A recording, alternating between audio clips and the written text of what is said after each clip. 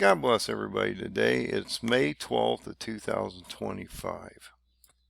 So I wanted to make this video because there's a lot happening in the next couple months, and I want to bring you up to speed on how I believe the Paradigm 2030 chart is working perfectly in God's plan to show you what's getting ready to happen on the ground as we move forward, especially through May, June, and July, and how this Middle East conflict is going to devolve down quickly and accelerate to the point I believe that if you look at the movements of Nebuchadnezzar and especially Alexander the Great, and also look at the Paradigm 2030 chart, I'm using their templates as a history lesson to play out in the future, because I believe he's shown us all things in the past that will play out in the future.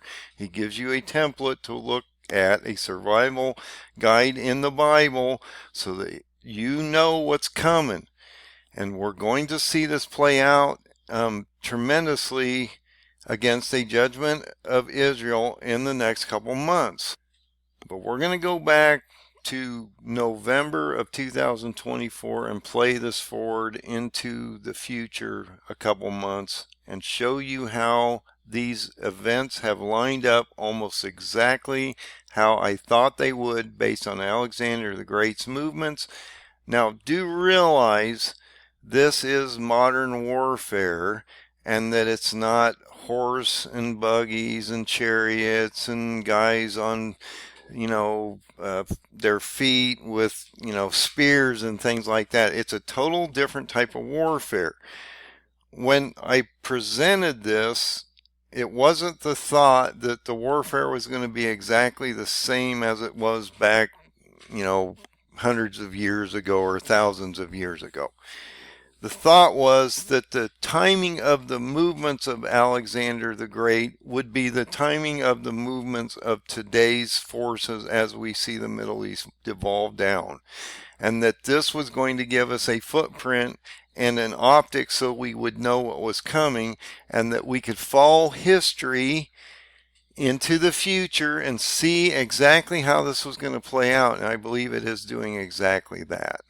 So I want to start on this November 27th day and work through the next year or so and sort of give you a really good idea of what this paradigm is telling you is going to happen and how it's going to follow Alexander the Great's movements, I believe, almost exactly in the timing that it occurred, not necessarily how, the armies attacked and all that, because it's old warfare to modern warfare, so it's not going to look anything the same. It's the timing of the events that matter here.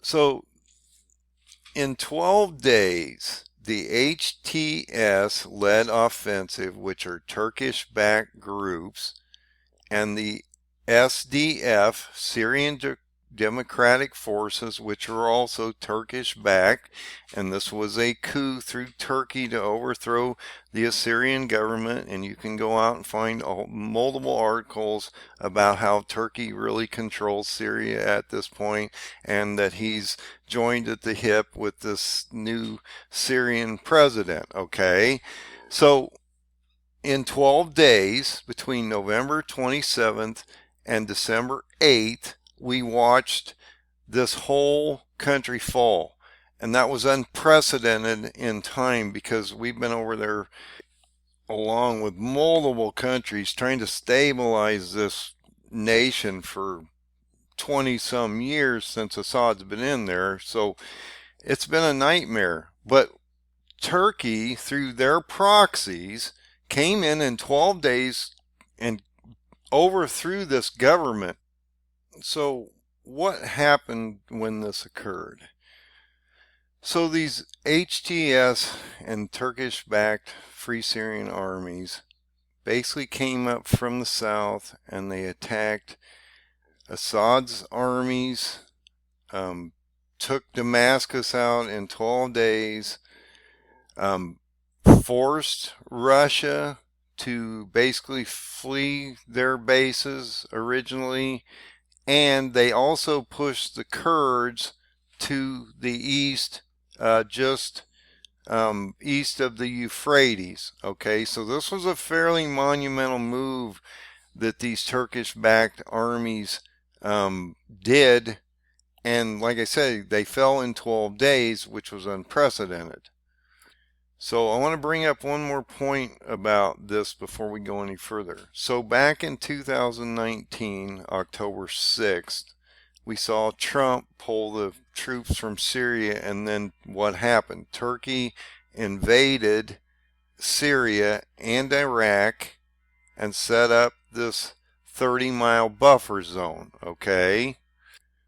So they have hundreds of bases in both Syria and Iraq, okay? And you can see that this has been established for some time. These bases in Iraq alone have been established since 2018. A lot of them. It says about 90% of them.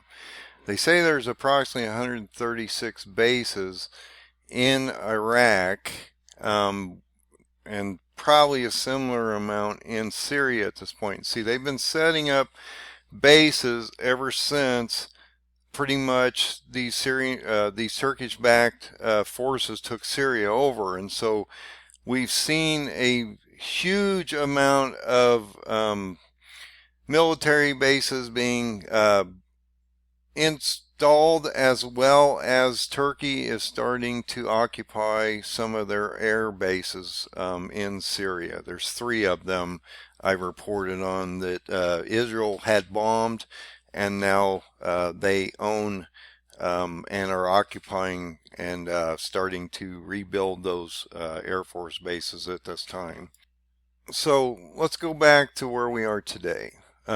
This, like I say, this buffer line or 30-mile buffer zone that they built happened back in 2019, 18. Most of this happened in 2018 in Iraq, and then they came back down in 2019 in Syria around Yom Kippur, October 9th, and then installed all these new bases in Syria, which then brought us to where we are today. So these Syrian-backed forces, Turkish-backed forces, HTS and Free Syrian Army, were moving this way because Turkey already pretty much controls this whole area. And then what happened? We saw this naval base in Tartus basically get taken over. And what happened there was Russia owned that. Then they basically lost it for, pretty much for a short period of time, or they were starting to evacuate. And then what happened is they reinstalled their contract with Syria to maintain this naval base so that they can have an access route to the Mediterranean Sea, because that's the only port they have to get Russian materials in through the Mediterranean Sea, and with a shorter distance from Russia down through here. So this was extremely important to Russia, and they are still in this area. The thing that Russia's dealing with right now are the Alawites up there, because they're sort of protecting the Alawites at this time, and they have been genocided in the last couple months by the Syrian forces. And so Russia is pretty much entrenched in this area, and they're not going to be an effective force anywhere else. So the other thing that happened was all of the Kurds in this area through Syria got pushed to the east, okay? So all these guys are pushed to the east. So not only did Assad's regime fall, but it forced the Kurds east of the Euphrates. So now the Kurds are pushed over here, and see, like I said, when Alexander came down, and if you go look at the map, so I've used this map in a number of videos for the last couple of years to show you the path of Alexander the Great and how it's going to basically replay out almost exactly in the time sequence that it did in the past. Like I say, the warfare is different, but the time sequence is the same. So when you look at Alexander the Great movements, this is the first one that I bring to your attention. He started coming down into Syria around January. Wow. right after December, and we saw the Turkish-backed Free Syrian and HTS armies overtake Assad. We started to see Turkey fill that vacuum. Now, it's stating between January and July, and so look, you're in the middle of December going into January. Turkey starting to fill that upper northern portion of Syria here and overtake this whole area from basically Damascus over, and they now control basically 3 air bases that sort of split Syria in half. And so what we're having today, which we're going to get into as we move into this process into the next few months as we go through the video here, is we have a deconfliction zone that's started. Turkey has a buffer and a border in the middle of Syria, and Israel is now creating their own buffer zone here while they're in the process of protecting the Druze down here. So we'll get into that as we go. So right now we have a deconfliction zone between Turkey and Israel in Syria as we go into May here. But what I've been trying to explain to you is, based on this information, you would see a siege on Lebanon and Tyre by July. And also, if you go into the paradigm chart, you'll also see that this would start a process of an actual attack and siege on Israel and potentially Jerusalem itself in the month of July, which is interesting because you have the month of Tammuz on the Hebrew calendar, and if you go to the 9th and the 17th of Tammuz as we go into this, you're going to see that this could be that very specific time in July, based on Alexander the Great's movement, that we start to see an attack not only on Tyre, Lebanon, but also Israel, and possible first siege on Jerusalem as indicated in the paradigm chart itself. So to find the paradigm chart, all you have to do is go to my free Wix site, go to endofdayssurvival.com, and you will come down to these 5 PDF files, and when you click on the 5th PDF, it actually will bring up the paradigm 2030 chart for you, and we are going to go into that real quick so I can show you where you are on the chart and how it's affecting you at this very moment in time. So this is the paradigm 2030 chart that I'm using, that I built all of the paradigm date stamps in. This works with the Shang generation of the Jews. It works with the 7-year Shemitah cycle that we're in. It gives you a lot of information on everything from solar eclipse to blood moon events in the next 4.5 years, and all the things that you need to be aware of as you go through prophecy in this period of time in the last week of Daniel. So I'm going to zoom into this area here because this is what's affecting us at this very moment in time, and you can see how this is tracking real-time events at this very moment based on history. So I hope you guys can see this because I'm trying to blow this up so you can see where you are in the chart, and you can see how this is affecting you at this moment in time. You can also see that I am keeping current events on this chart in real time that also work with the paradigm and the Shemitah cycle and the Shang generation all at the same time. That's how perfect his plan is. And it's playing out exactly as he stated it would. So look, on November 27th of 2024, we saw those Turkish-backed armies take over Syria. And then what happened? Assad's regime fell on December 8th, and Turkey now controls basically Syria. And I heard, oh, this isn't a Turkish-backed control. When that happened, I kept saying, are you paying attention? Because they're clearly telling you these are Turkish-backed forces, and that they're establishing a new government in Syria that's controlled by Turkey, and this is exactly what's happened at this moment in time. So I'm not trying to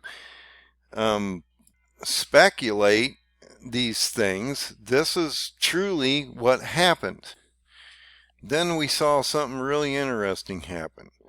Around the beginning of January, on January 12th, 2025, we have a paradigm date stamp that says that Egypt was going to start to be affected in this process, okay? And you can see the scripture where I pulled the paradigm date stamp from.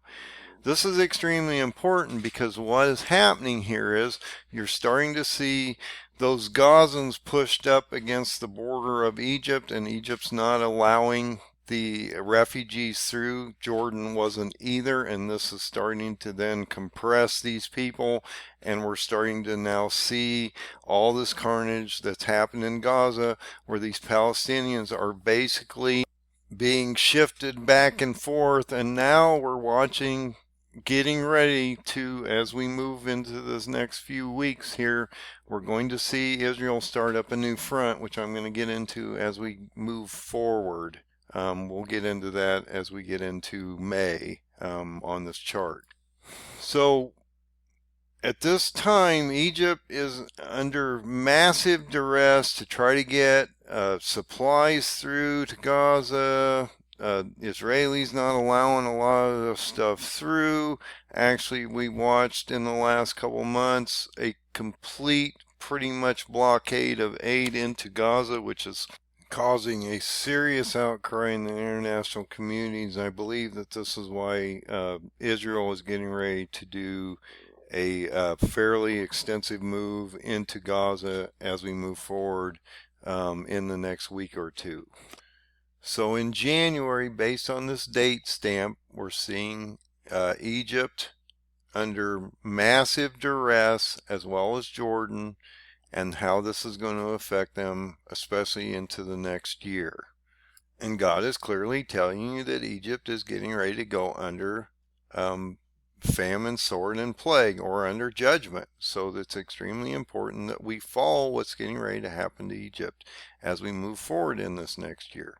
So once you get into March 1st of 2025, we saw a massive uptick in what's getting ready to happen as we move forward today, okay? So this is building up into a process as we move into May, June, and July here. And so I want to sort of point this out, but I'm going to lead you into what's happening and how this is affecting the chart and how this is affecting real time events as we move forward, just in the next couple months, but especially in the next year.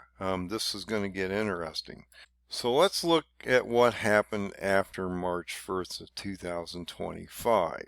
Okay, this is extremely important because once you hit this March 13th and 14th of 2025, you had these blood moon events moving into a solar eclipse event on March 29th. This is interesting timing because on March 13th you have the fast of Esther, and then when you go into March 14th you have Purim, and that's going to affect us as we move into this next set of couple sets of blood moons, but we'll get into that as we move forward. So on March 13th and 14th, you had a blood moon event that was complete, which was also the fast of Esther and Purim. And then on March 29th of 2025, you had a partial solar eclipse and a new moon, which then took you into Ramadan, the end of Ramadan. So when you look at this chart, you're going to realize that this is affecting us tremendously, these solar eclipses and blood moons. And a lot of these, if not all of them, fall on major Jewish holidays, especially Nisan 1 and April 8th of 2024. That's when you had that major solar eclipse where it went over 9 Ninevehs, and then it created the large A over the United States. And so the solar eclipse came all the way across the nation, covered 9 Ninevehs in America and Canada. It also created this large A over the United States, which I thought possibly meant that we were moving into anarchy as we go into 24, 25. Look at the writing and all the things that are going on the university and the cities today, and how there's this major pushback with the Democratic machine to overthrow and stop any of Trump's agenda that he's trying to push. And so I'm not trying to get political, that's what's happening on the ground. There's all kinds of disruptions going on the ground at this very moment in time. So I wanted to point this out, that this was probably the start of this terrible cycle as we move into 25.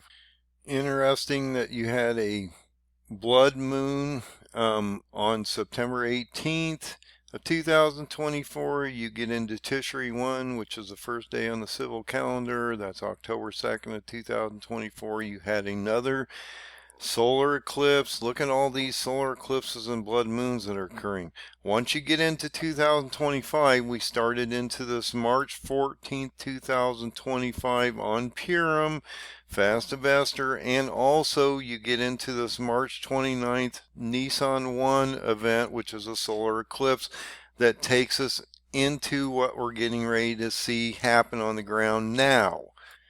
The next ones that we are concerned about as we move forward in the future would be this September 7th, 2025 and the September 21st, 2025, because this is around the Feast of Trumpets, Tabernacles of the Fall Feast of 2025, moving into another blood moon on March 3rd of 2026, which is also on Purim. And you can see that you have this gap between March 14th of 2025 and 3 blood moons going into a year in between March 14th of 2025 and March 3rd of 2026. And if you look at my paradigm chart, I indicate that on March 4th of 2026, we possibly could see a 6th seal event. So when you come back to the chart, you can see that I've implemented all of these blood moons and solar eclipses into the chart so you can follow the current events as well as the blood moons and the solar eclipses as you move forward in time. And we're talking about real time here, guys. So on March 14th, on that blood moon event, we had a massive shift in everything out here, guys. I mean, it's been extremely ugly since we had that first blood moon. And as you go through this next year into the second blood moon of the Feast of Trumpets Tabernacles and that third blood moon of March of 2026, you're going to realize just how ugly this is going to get. But on that very first day of that blood moon, on March 14th of 2025, you saw Wall Street tumble 10% due to the escalation of Trump on the trade war. On the 15th of March, you had the complete collapse of the Gaza ceasefire. You started to see Turkey come back in, fill the vacuum, and set up more military bases around the Euphrates, which was affecting those Kurds as they pushed them to the east. Okay, so the Kurds are all pushed to the east.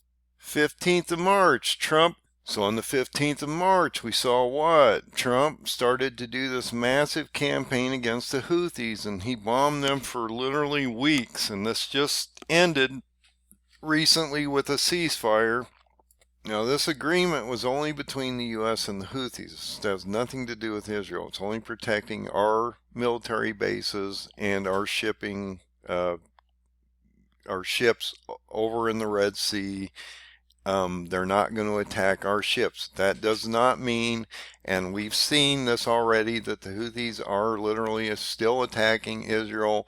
They hit one of their Air Force bases the other day, and they're still shooting missiles at Israel. So this had nothing to do with Israel. This only had the ceasefire that just happened was only dealing with the U.S. and the Houthis. So the Israeli-Houthi war is still in procession at this moment. Also on the 15th, we started to see this breakdown between Turkey and Iran, which is going to play out big as we move into the fall, okay, and into the first part of 2026.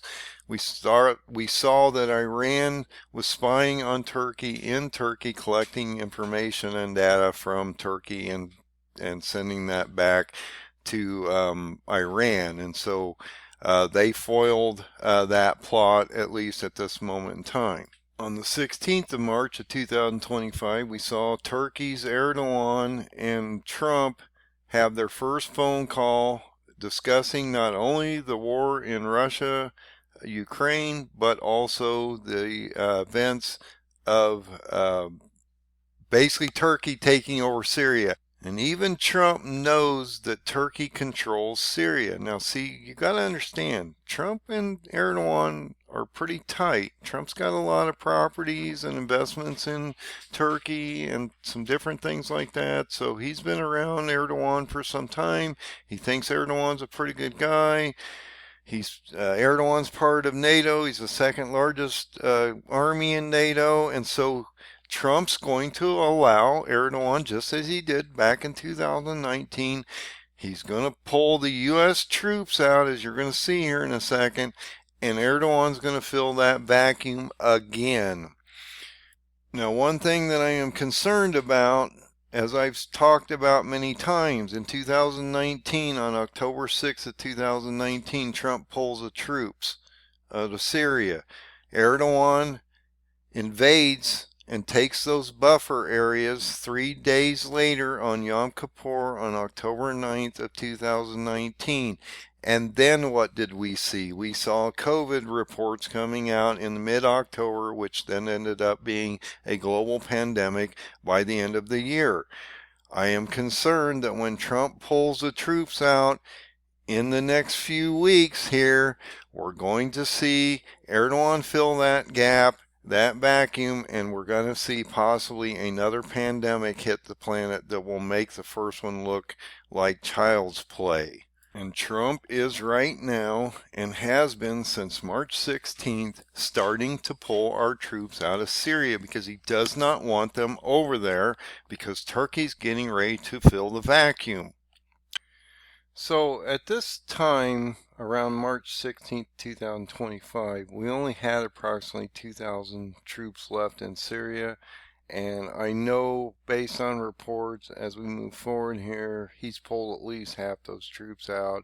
And they're in the process of, probably after Trump is done with his week Middle East tour, which he's doing right now, he's going to pull those troops out shortly after that.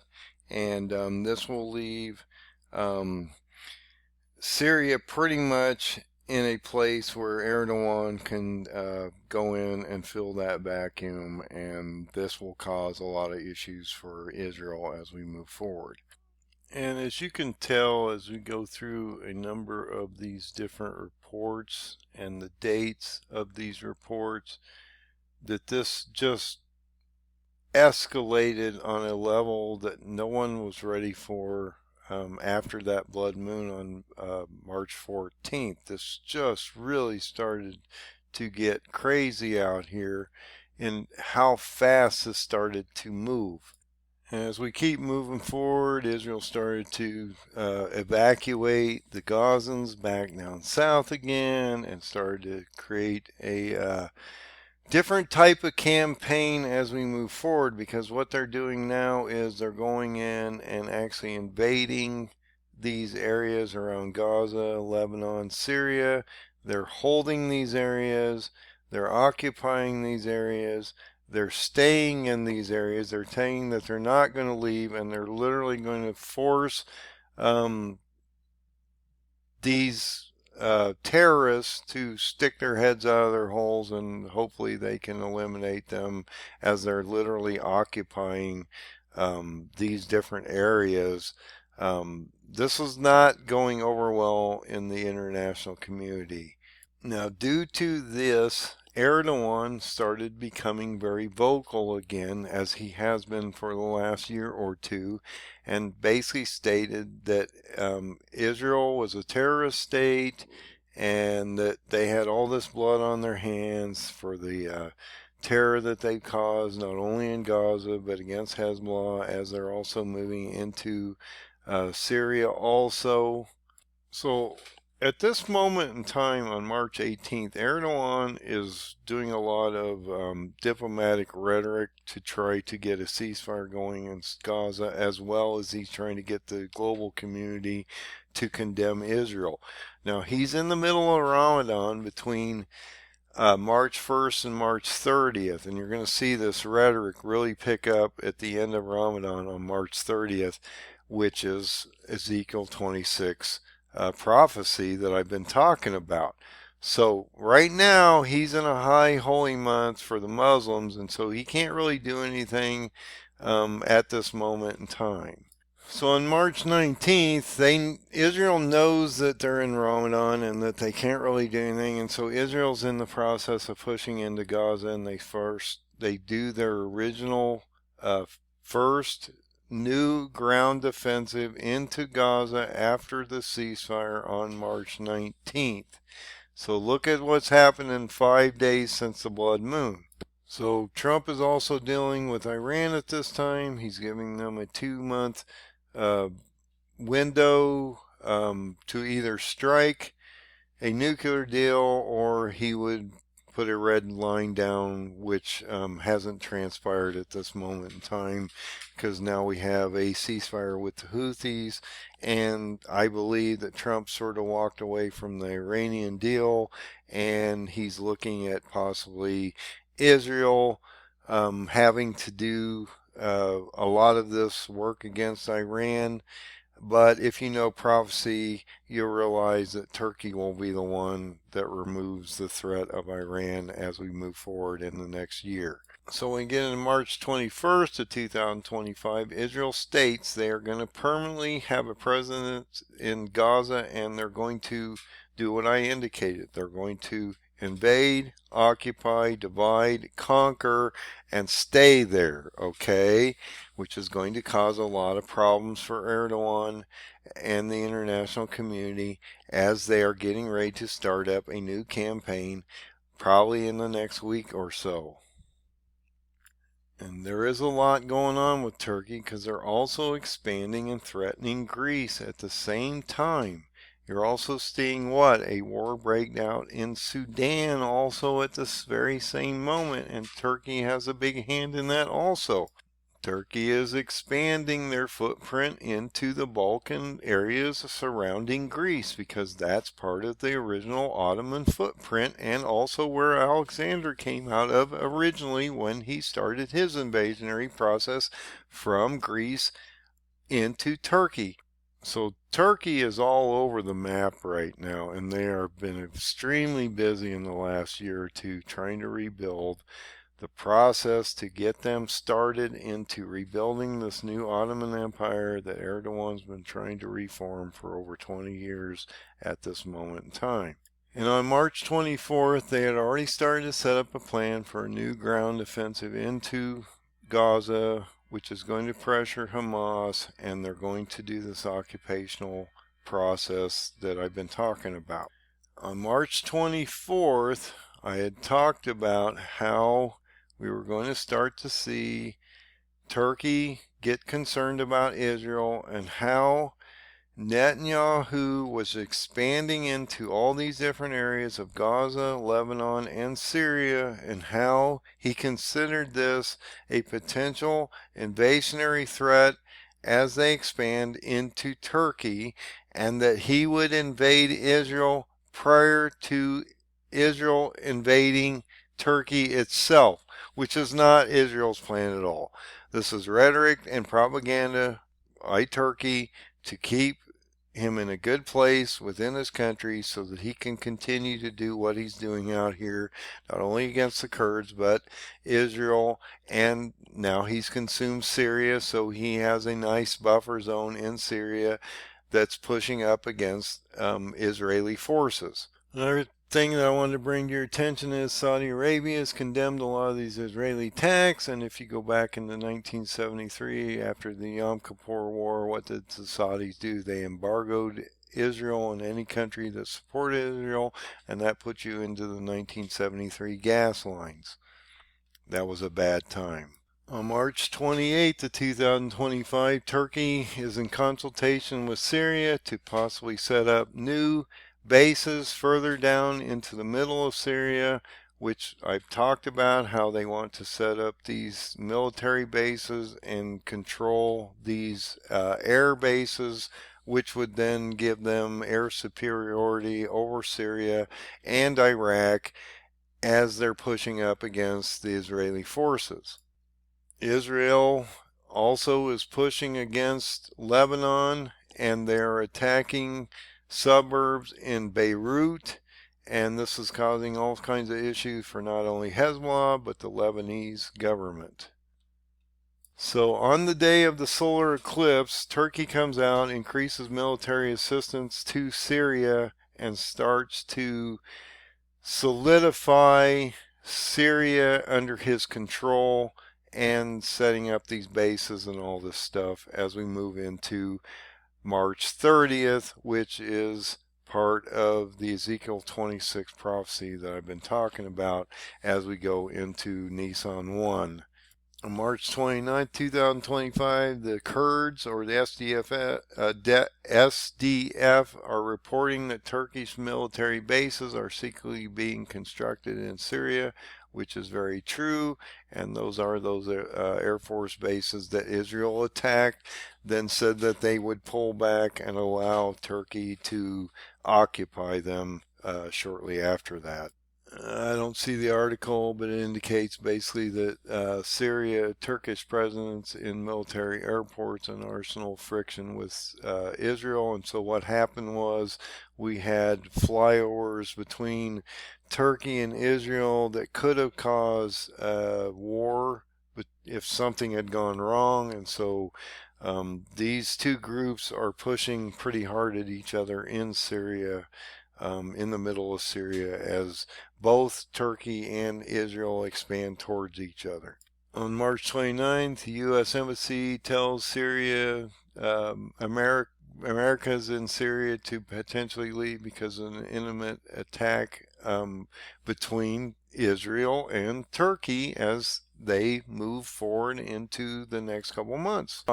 Realize all this is happening during that solar eclipse on March 29th. So you've had this gap between March 14th with the blood moon that was a complete blood moon and this partial solar eclipse on March 29th. This March 29th supermoon was what they call a devil horn solar eclipse due to the look of the sun here in conjunction with the moon, and so this was probably a sign of end times and that we're moving into this very precarious cycle that we're moving into.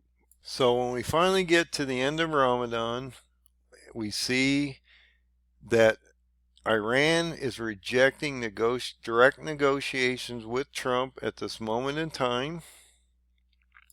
Trump is threatening Iran with potential bombing their nuclear facilities and other things to try to stop them from getting a nuclear bomb, which has sort of been pushed off at this moment in time due to the Houthis and other things. And I don't think Trump wants to get in a war with Iran, so they're trying to work through that through negotiations again. Erdogan, now that he's done with Ramadan, is basically indicating that he has very limited patience at this point in time, and he's not going to tolerate this carnage on Lebanon and Palestine and the Houthis and all these other things that are going on here, and that he's going to do something to affect Israel in this capacity. So as I talked about in the earlier part of this video, that Ezekiel 26 talks about how Erdogan was going to start a process of getting ready to go down and attack Israel.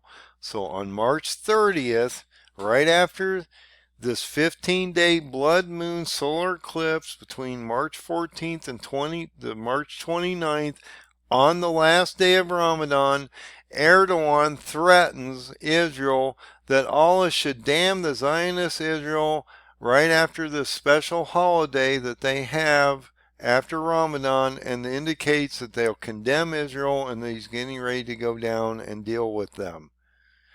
This is huge that you would have a prediction on Ezekiel 26 verse 1 that tells you that we were going to see a prophecy of Turkey coming down against Israel at this very moment in time. And when you go to the chart, you can see that Ramadan ends.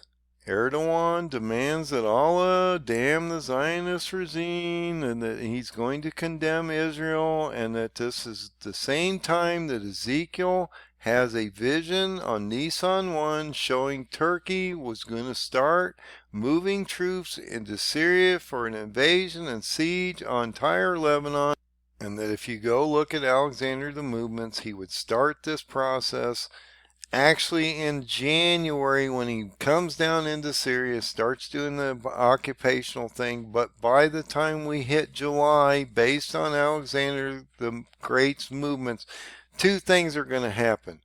Not only are you going to have a siege on Tyre, Lebanon, based on Ezekiel's vision in 26:1, you're also going to see what? A movement to an attack on Israel around July, as indicated in Alexander the Great's map and his movements. So now you're looking at Alexander the Great movement and how you would see a siege on Tyre around July. This would also affect Israel around July, and then you would go to a Battle of Gaza in October of 2025, which is getting ready to happen in the next few months as Erdogan moves through this whole area and pushes actually down into Egypt before the end of this year, actually around October. The other thing that you'll see as we move forward into this is you'll also see at this very same time of the Battle of Gaza, you would see another thrust against the Kurds, which would force the Kurds to collapse down to basically Baghdad into Iran by January of 2026. One thing I've learned about Erdogan is he is a man of his word. He will do something here. He's going to do something about this. If Erdogan sees Israel start a new campaign down into Gaza, which is going to cause all kind of carnage and suffering through starvation and different things like that, and you see these supply chains being broken and a lot of carnage and death from Israel onto the Palestinians, as well as an expansion into further expansion into Lebanon and Syria, he is not going to sit this one out much longer, and I believe we're going to see him get ready to move after Trump gets done with his Middle East tour this week. Now, a number of years ago, I tried to reach out to some of my representatives and senators and tried to tell them that they should not be selling F-16s to Turkey, that this was going to be a real problem and that it was going to be used against not only Israel, but our troops probably, or our allies, and they're still in the process. Now, at that time, let me go track back here for a second. So at that time, they were holding off the F-16s, but then Trump gave them the ability to get 80 F-16s and 40 refurbishing packages. So they did get the F-16s, I believe. They did get those aircraft, and they're also in the process of getting the F-35s, but I believe that they've squashed that and they did not get the F-35s due to the aggression of Erdogan against Israel and his movements in Syria. On March 31st, Israel is starting to intensify, and so Erdogan, as we look into May here, has probably just about had enough of this, and he's going to react fairly soon. On March 31st, Turkey started moving F-16s down to these land Air Force bases in Syria, which is causing Israel all kinds of problems because they know they're going to bump up against them soon, and this is going to be a problem for Israel as they already have multiple fronts going on, and they really don't need to be going against Turkey on top of everything else that's happening out here. It's going to be a bad day for Israel when this happens. Now, this is also affecting Egypt and Jordan. I talked about how on January 12th of 2025, we had a date stamp that indicated that Egypt was going to start to go under famine, plagues, and sword, and how this is going to affect them as we move forward because they're pushing the Gazans up against that corridor between Egypt and Palestine, and they're not allowing these refugees to either go into Jordan or Egypt. And this is frustrating Erdogan as he's watched literally in the last 2 months a starving of the Gazan people and very little capacity for them to get resources in to help these people because Israel's been placing down somewhat of a boycott on these people in the last couple months. I mean, look at all the stories we're still just at March 31st. Now, I don't want to make this video too long, but you need to understand all the ramifications of what's going on out here. Israel starts to build a border wall between Jordan and them so that they can keep these Palestinian people basically in a checked position, and they can sort of regulate these borders. And Jordan doesn't want these refugees in their area either. And if you go into the Bible, Jordan is going to have massive judgments also against them as we move forward into the next 4 years. And when you get to April 1st, we start talking about these bases and how Turkey is literally moving into these strategic bases so they control air superiority against another country that has a fairly large air force, which is Israel.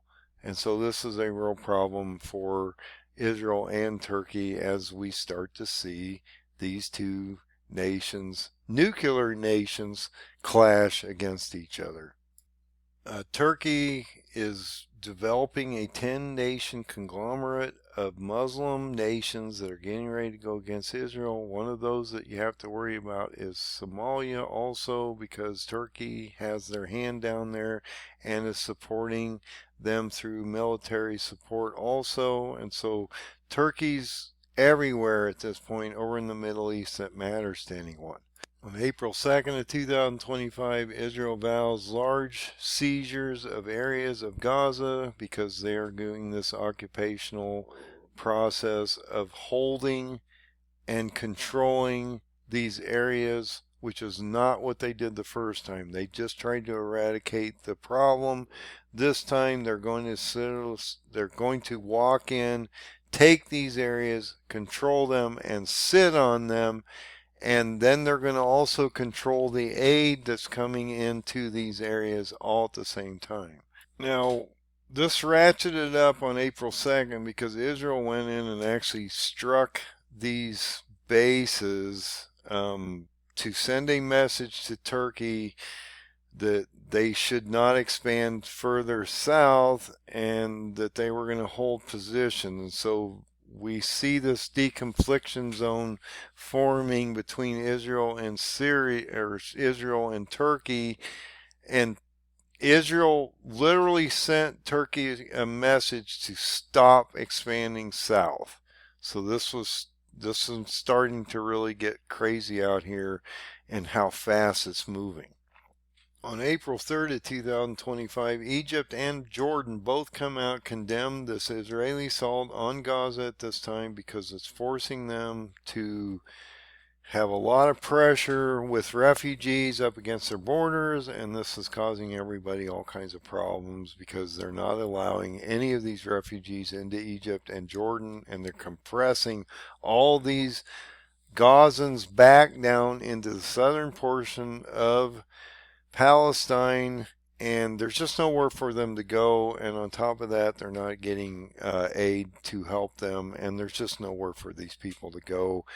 Most of the buildings and things have been destroyed, and so the Gazan people are in a precarious place. And look, we're not against the civilian populations. It's the governments that are causing all this confliction. And we also have a problem with the Gazan people basically under control of Hamas over 70 years being told that it is okay to genocide the Israelis. So this is a generational problem that's not going to go anytime soon away. So this is another report that talks about how Israel hit these Turkish runways and stuff before Turkey brought their uh, Air Force and stuff into these areas. So this was a clear message to Turkey, but Turkey's not listening at this moment in time. So while this is happening between Turkey and Israel, we still have Turkey bombing the Kurds and forcing them east of the Euphrates to clear a path for Turkey to move into Lebanon. Wow, it's amazing how this is playing out biblically and actually historically. So at the time of April 5th, we saw Netanyahu and Trump getting along pretty well, but in the last month or so, that's sort of fallen apart, and Trump has sort of walked away from Netanyahu in a lot of ways. He's pulling his guys out of Syria. He stopped the bombing of the Houthis. He's sort of walked away from Netanyahu, given them basically in March all of the weapons and things that they need to continue the campaign. But then Trump started to distance himself away from not only the attack on the Houthis, trying to set up an agreement and stop a potential attack on Iran, as well as he's walking away from Israel, but allowing Israel to have pretty much a blank check to do whatever they're going to do. But Trump's going to distance himself from this next attack, which is getting ready to happen this month into June as we move forward into 2025. And this sort of article goes into the same talk about how we've seen these three Syrian Air Force bases attacked by Israel, and sending a message to Erdogan that they need to stop this, or this is going to turn into a real mess as we move forward into the next couple months. Now, Israel knew ahead of time that Turkey wanted to move into these bases, so they hit these bases right before Turkey was ready to come into these bases, and this forced Erdogan into a tight situation, and this is not helping the situation between Turkey and Israel as we move forward, because these two don't like each other at all. So on April 8th of 2025, we saw Turkey and Israel in direct talks to hold down military classes over Syria, and they started to form what they call a deconfliction zone, or a zone between the two armies that's a neutral area that they're probably going to violate as we move forward into May and June. And so on April 9th of 2025, we started to actually create the deconfliction zone so that we could stop this potential clash between Turkey and Iran, or Israel, excuse me. So on April 10th, we saw Israel start to lay major ground work down for a full-scale occupation actually into Gaza, and this has continued and is getting ready to ramp up. Like I say, right after Trump's meeting at the end of this week into June. On April 11th, Erdogan calls Israel a terror state despite these de-escalation talks, and so the rhetoric is continuing to stay hot, and it's just going to get worse as we move forward. Erdogan on April 11th came out and indicates that Israel is working to destabilize Syria, as he's doing his own occupational takeover of Syria itself. I guess he feels like he's a stabilizing force here, and that Turkey will not allow this type of behavior from Israel. On the 11th of April, 2025, Israel uncovers a Hamas financing network funded by Turkey, and so this just keeps adding more fuel to the fire. Now, we've seen a number of attacks on Houthis on multiple ships, U.S. and otherwise, but at this time they're also launching ballistic missiles and other things at military bases and airports in Israel itself, and actually some of these are getting through their defensive screens. On April 14th, we started to see armor being moved down into the Syrian bases, and also howitzers and ground effects that are going to affect this campaign as we move forward. And so Syria is being militarized through Turkey for an invasion into Lebanon, further into Syria, against Israel as we move forward into May and June. This is another report from Afghanistan that Turkey is sending large military convoys to Syria, possibly signaling a up-and-coming operation. And I have a couple of these reports indicating that they're moving all kinds of military armor and stuff down into Syria for this potential attack and stabilization in Turkey's eyes of Syria itself. I've talked about this.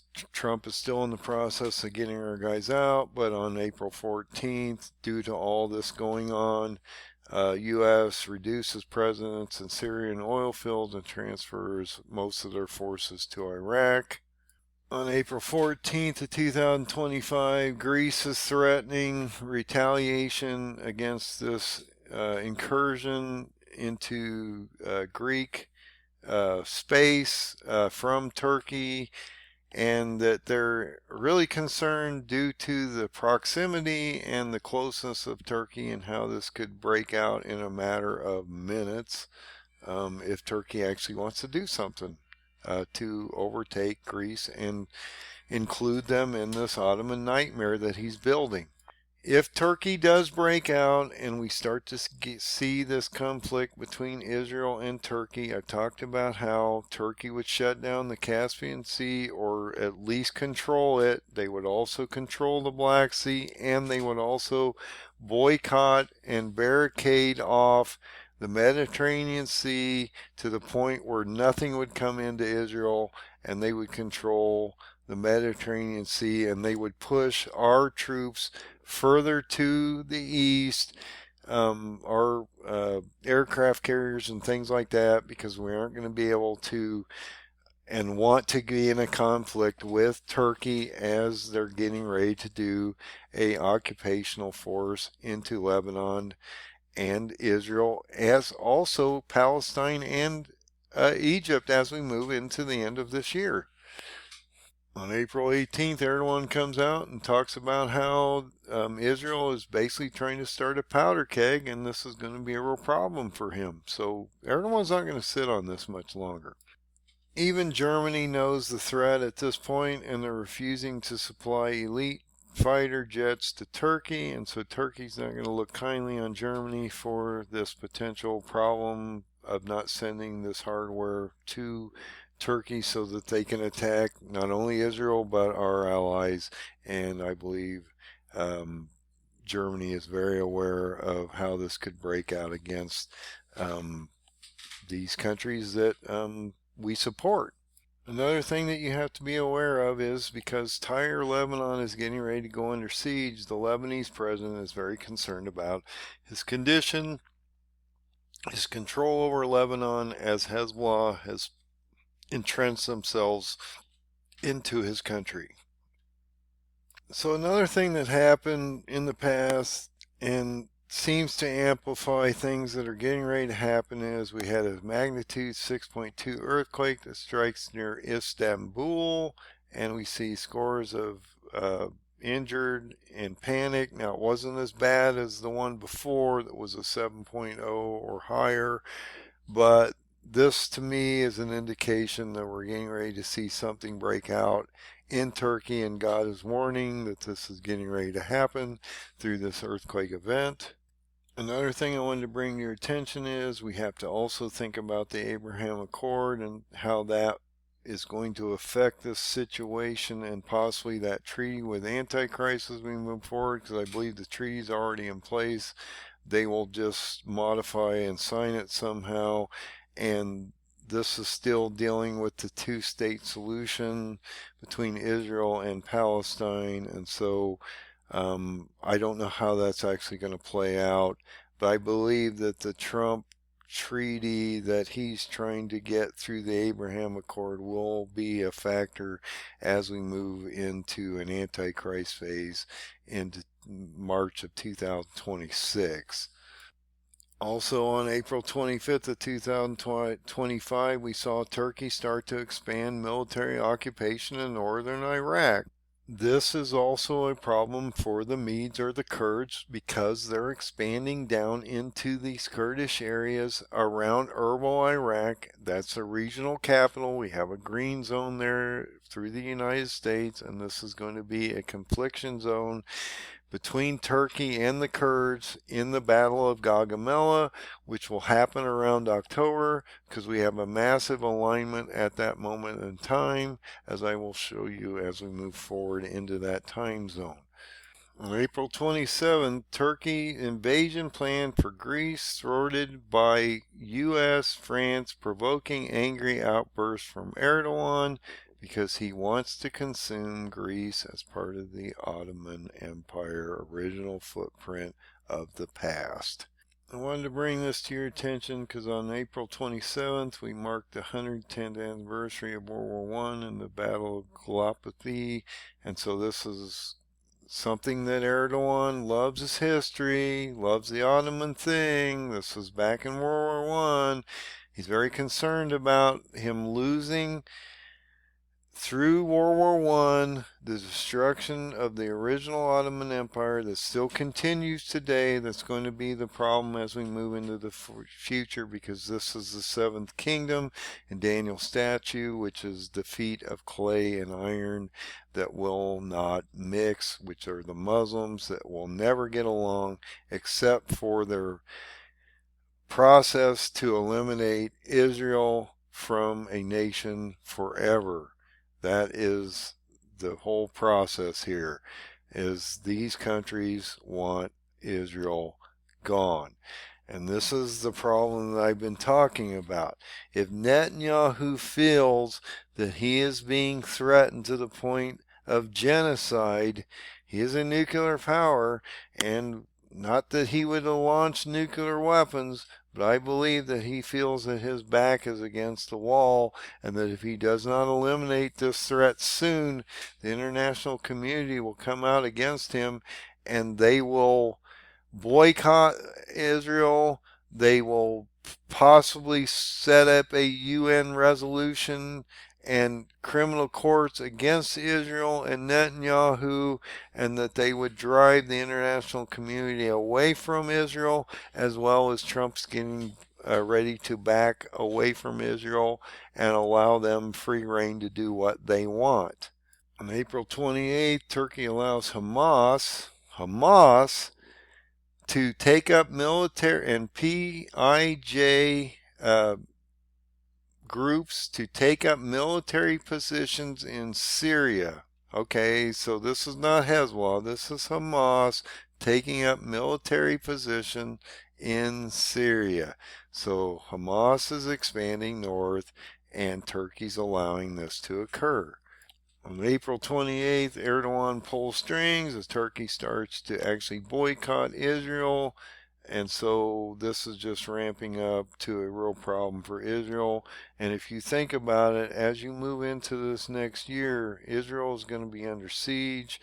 There's not going to be any food supplies going in there. And so this is going to create a real problem as we move into that March 2026 date, because they will be under massive duress for over almost a year, and their supplies, food, and other things in Israel are going to get extremely tight if they are especially being boycotted on the Mediterranean Sea, and none of this stuff is going in, and the United States has no real capacity to help Israel at that moment in time anymore. Now, I've been talking about how we had that pandemic right after Erdogan. Trump pulls the troops on October 6th of 2019. We see Erdogan invade October 9th of 2019 on Yom Kippur, which is the Day of Atonement. And right after that, we see a pandemic.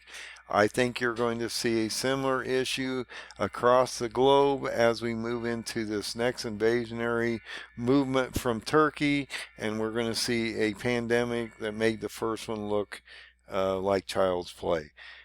Because you are in a biblical setting, walking into the second, third, and fourth seal as we move forward, as the Middle East breaks down in the next year.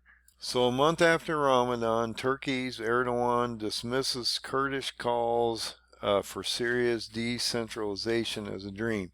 So we want to go back to October of 2024 when we had the elections for the Kurds, and we had a new president or leader elected.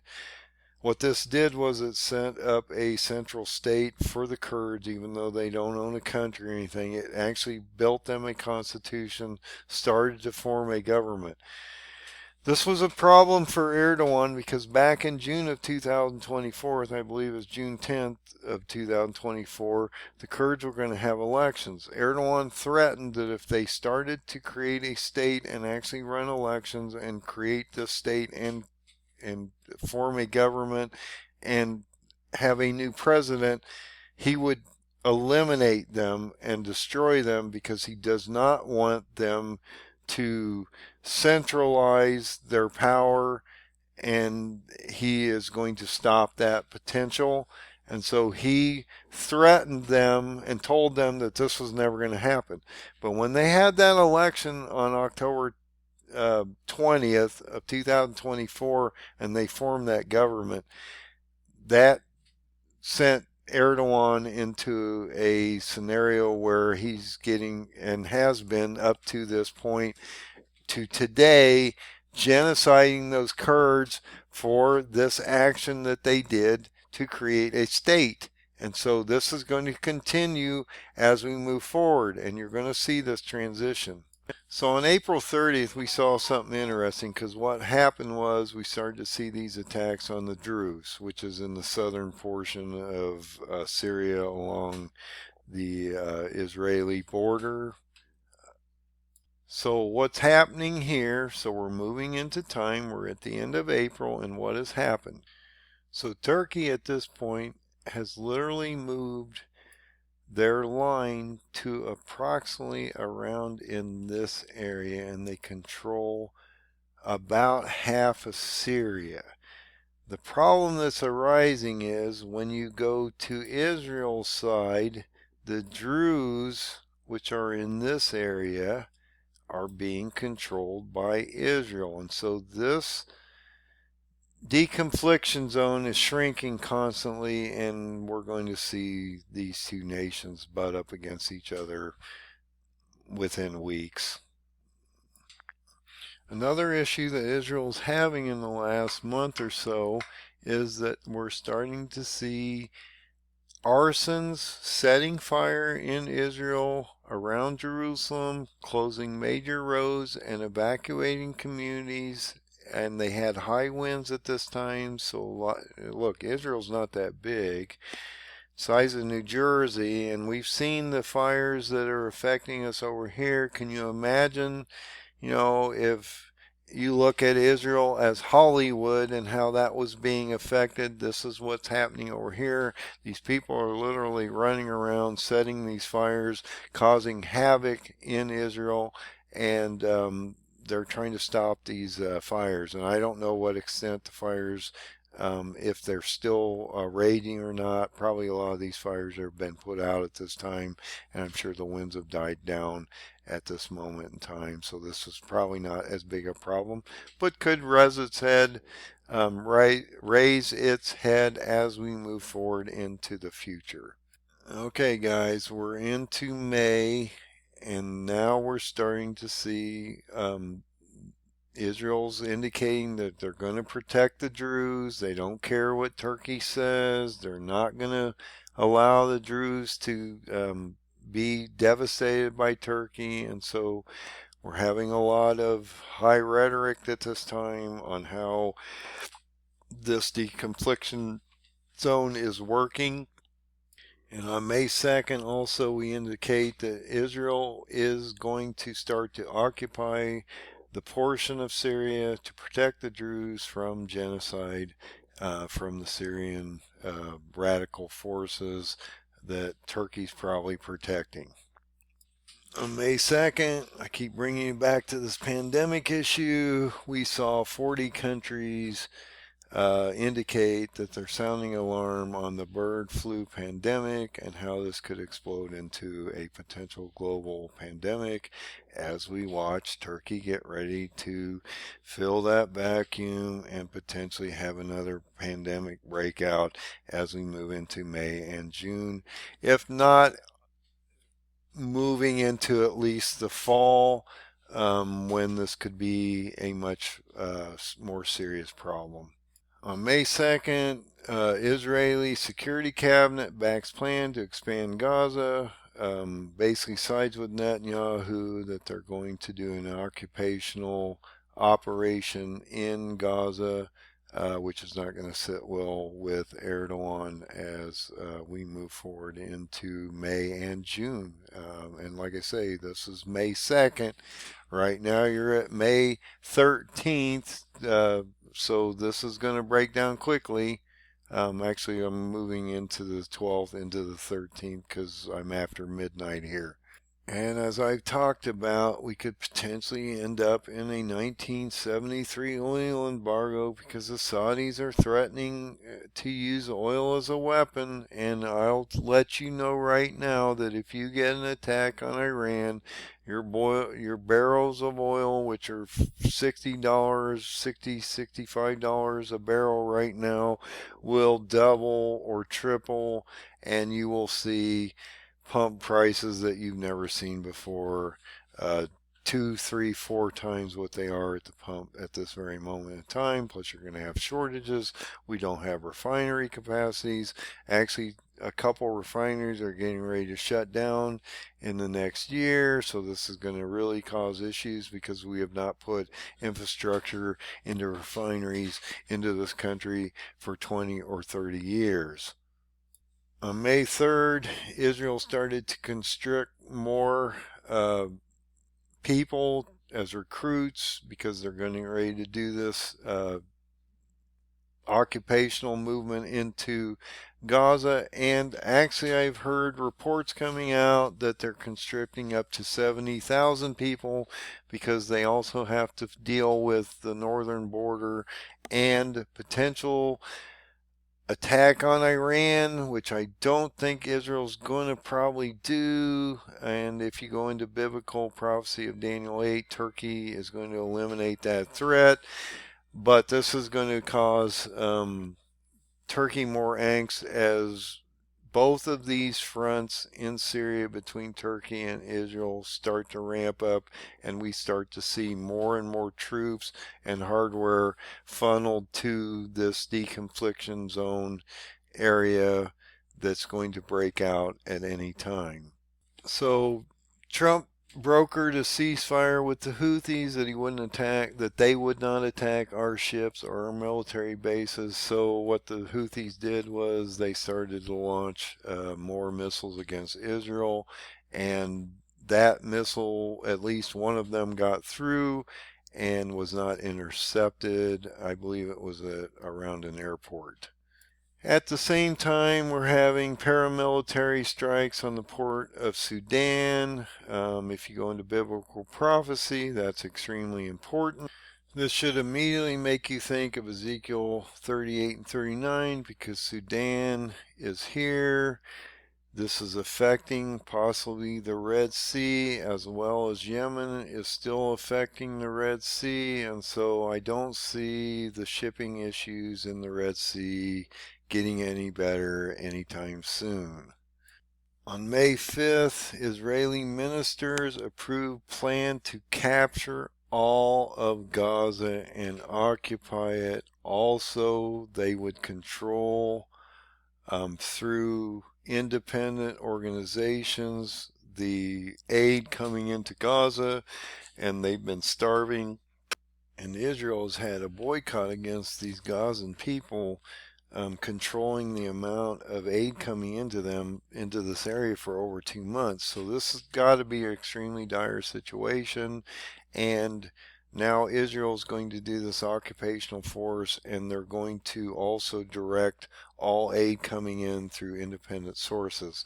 So we'll see how this turns out and whether the Gazans are actually getting the supplies they need for the civilian populations that are struggling at this time. So on May 5th, we started to see Trump and Erdogan discuss Gaza, Syria. Like I say, Trump's a big fan of Erdogan. He thinks he's a NATO partner. He thinks that and depending on the rhetoric, which is pretty insane on Erdogan's side, Trump's going to allow him to fill this vacuum and control Syria, and Israel's going to be left out on their own here, and this is going to turn into a nightmare in the next month or so. Now, in the last week or so, the demeanor between Netanyahu and Trump has changed. I believe Trump wants to stop the war, and Netanyahu thinks that if he doesn't continue this and eliminate the threats, Israel will not continue and exist as a state because they will be genocided and destroyed. And so Israeli minister says that we are not afraid of the word occupation, and we were going to approve the plan to go into Gaza and basically eradicate Hamas unless they stop attacking them and release these hostages that they have. So on May 7th, this article indicates that Israel's going to sort of be left on their own. U.S. and Houthis have created a ceasefire that basically stopped the attack against American targets and shipping, but this does not affect Israel on their side, and so the Houthis are still attacking Israel, and Trump's walking away from the situation basically in general. On May 7th, Turkey and Israel have talks in Baku, if I'm saying that right, which is in Azerbaijan, which is another area that Turkey has taken over and has genocided the Armenians up there. So Turkey has expanded also into Azerbaijan, now controls the Caspian Sea, which is a short jaunt from Tehran. And that's not going to end well for Iran as we move forward, because Turkey's going to have them surrounded on basically all sides at this point, because they also control Afghanistan through militant groups. So Turkey on May 9th, which was just a few days ago, intercepted a batch of pagers that were rigged with explosives that Israel sent out to attack Hezbollah, and they foiled that plan. And so we're not going to see exploding pagers on the Hezbollah as we saw in the Hamas and other areas that they blew up all these pagers in that original attack. The secondary attack, similar to that original attack, was thwarted. Again, on May 9th, we saw the Houthis attack Israel despite the ceasefire with U.S., and so this is continuing on the Houthi side against Israel, and it's not affecting the American side at this time. So yesterday, the Erdogan threatens Israel with these attacks on protecting the Druze and clashes between the Druze and the Syrian armies and these militant groups, and Erdogan threatens intervention over these potential attacks against Israel as they're occupying these areas because Turkey doesn't want that. And so he's going to try to eliminate that possibility if he can. So we have to watch this area around the Druze and this occupational area on that map that I've shown you. So Israel's entrenched here, protecting the Druze. They're also pushing into Lebanon. Syria keeps moving further down south and potentially will clash against them as Israel occupying this area, and Turkey says that's not going to happen. So this one's probably going to break out fairly soon, and I expect it to because this is what happened as we get ready to watch Turkey go into Lebanon. This is going to be extremely important. So now that the Houthis attacked Israel again, hit one of their airports, they've indicated they're going to defend themselves regardless of whether the U.S. is on their side, so they would attack the Houthis, and this just happened, so we could potentially see an uptick in the attacks between Israel and the Houthis as we move forward in the next few weeks. And I believe there has been a shakeup between Trump and Netanyahu because on yesterday Trump cuts off Netanyahu plans independent Gaza strategy without Israel. Israel is in the same breath saying that they have their own strategy of occupation and basically control of those areas. So we'll see how this Gaza thing works out. Trump is getting ready to have a meeting over there by the end of the week. I think this is going to basically be the demarcation of when this starts to go off the rails, because once Trump leaves, this will probably accelerate between Israel and Turkey as this moves forward in the next couple weeks. So I'm going to try to tie all this together as we move into the rest of May, June, and July, because that's what's getting ready to affect us as we move forward in the next few weeks or months. This article indicates on May 8th of 2025, Trump had a private meeting with Netanyahu advisor ahead of Middle East trip. Now, he did not have it with Netanyahu because I believe they're on the outs at this moment in time due to who's going to control Gaza, either Israel, U.S., and how that's going to go down. Now, one thing that I want to bring to your attention, I always bring you back to the Jewish calendar because that's what's affecting us. It's not, look, you can look at the Gregorian calendars all day long. It's not going to tell you what's going on biblically because they didn't have Gregorian calendars back then. You got to go to the Jewish calendars to understand the Jewish holidays and how this is going to affect the Jews as we move forward. So one thing that I've been trying to explain to you is when we started through Passover, we start the counting of the Omer, which is a 50-day count. Okay? A number of groups, let's say it this way, a number of groups count it differently. But if you use what they give you in Leviticus 23 and 25, it clearly tells you how to do the counting of the Omer. Passover complete, we start into the counting of the Omer, which literally starts a week or the Sabbath after Passover on April 20th of this year. Now, this is interesting because this 50-day count is going to take you into the end of or the beginning of June or June 8th. And there's a lot going on during this period around June 8th that I want to bring to your attention. right now, I'll give you all this information now. We're at May 13th.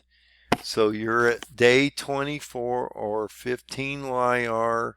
So that means you have approximately 26 days to finish the 50-day count to 12 Sivan, which is June 8th. The reason this is important is you have a lot going on the week of June 8th, and I believe between now and June 8th, moving into this specific date, around this June 8th date, is going to affect the situation tremendously. So one thing I wanted to point out as we go into June, we had an event in the past that affected Israel. This was a 6-day war that was between June 5th and 10th of 1967. And so you're getting ready to walk into this zone of time around that June 8th date, which is the ending of the Omar count. So I think this is extremely important that this is all filling in this gap of time. Okay, and I'm not saying anything's going to happen, but there's a high probability with everything going on out here that this is a fairly high watch date between now and actually July, because there's a lot happening in July also as we move forward. I'm going to show you all these things that you should be paying attention to. But I think it's interesting that the Omar count falls directly in the middle of this June 5th to June 10th 6-day war. And this is extremely important because the 6-day war turned into a Yom Kippur war of 1973. So the original 6-day war was the Arabs were trying to reoccupy some of Israel's land. Israeli thwarted them in 6 days over and stopped that process. The Arab nations came back in 1973 in the Yom Kippur War, the Ramadan War, which is the fourth Israeli-Arab War, and on October 6th through the 25th of October of 1973, we saw this additional war go off, which Israel then also retook all that land back and thwarted that attack also on Israel. What's interesting about this date is between October 6th of October of 1973, what did we see 50 years later? Almost to the date, we saw on October 7th, 50 years later, in 2023, an attack by Hamas.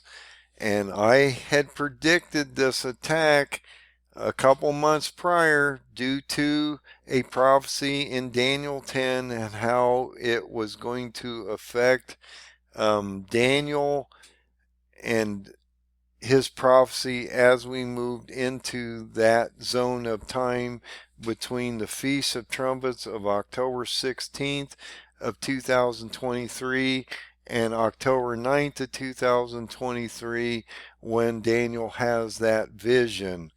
And so we saw that attack, and I did a video prior to that indicating that I thought we would see something around that period of those 2 weeks and how that was going to affect Israel, and it occurred. Another thing that I think we should be aware of is on that June 8th date, between June 8th and June 11th, we have that 2025 BRICS meeting or summit, which could be a real problem for Trump if they start to move away from the dollar, which is really hard to do because it is a reserve currency. But if they're trying to segregate us through a trade war and these BRICS countries start to use monetary systems other than the dollar, this could be a real problem for us. So I just wanted to bring your attention that on June 8th, in the middle of all this, we have a BRICS meeting on top of this. So I want to bring you back into the chart real quick, so that you can keep track of where I am in real time compared to the chart. So on March 30th of 2025, as I indicated, Erdogan, Turkey, started to condemn Israel, stated that Allah should be with them as they get ready to do an invasionary process into Israel before Israel invades into Turkey, as they're doing this massive expansion.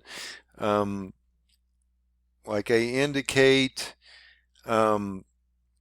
when you get into April 12th through the 20th, we started to see Passover, and then right after that, on that 20th, we started to see the starting of the counting of the Omer. What's interesting is right after Passover on Easter Monday morning, we saw Pope Francis die at age 88, and then we just saw a new pope elected, which I think is going to be a reincarnation of Pope Francis on steroids, in the sense that he's going to be extremely inclusive. He's going to be globally interactive with this green movement, and he is going to probably do a lot of conversion of the Catholic Church. Another thing that I think will happen is you'll start to see probably a inflow into the Catholic Church, because he's a supposed U.S. Pope that's going to bring a lot of enthusiasm into the church. But if you go back and actually look at his tenure, most of his tenure has been down in South America and Peru, and so he really is detached from what the traditional Catholic religion is all about, in my opinion. So another thing that's happened just today, I believe, I had indicated on this chart. Now, this chart hasn't changed. I did this chart. When did I do this chart? Just so you guys can understand. On 4/22 of 25. So this chart's been out here for a little while. So when you get into May and June, I had indicated that in history we had a potential problem with the Kurds as we move forward into this month. What I had indicated was that in May we saw what we called the Battle of Kargamesh. Okay, we also started to see these attacks around the tomb of Suleiman Shah around the Euphrates, and we're starting to watch the Kurds completely get pushed to the east of the Euphrates. Actually, they're starting to push them all the way into Iraq. So we've had all this activity between the Kurds and Turkey in May, going into June, around the Euphrates River and the tomb of Suleiman Shah, which is forcing the Kurds to be driven to the east. In the same breath, we're watching Turkey literally pushing the Kurds out of Iraq at the same moment in time, and so literally the Kurds are being shoved completely out of Syria to Iraq, which is going to cause a problem because they're going to collapse down to Erbil, and we're going to see this turn into the Battle of Gaza. Also, that Battle of Gaza is going to happen around October.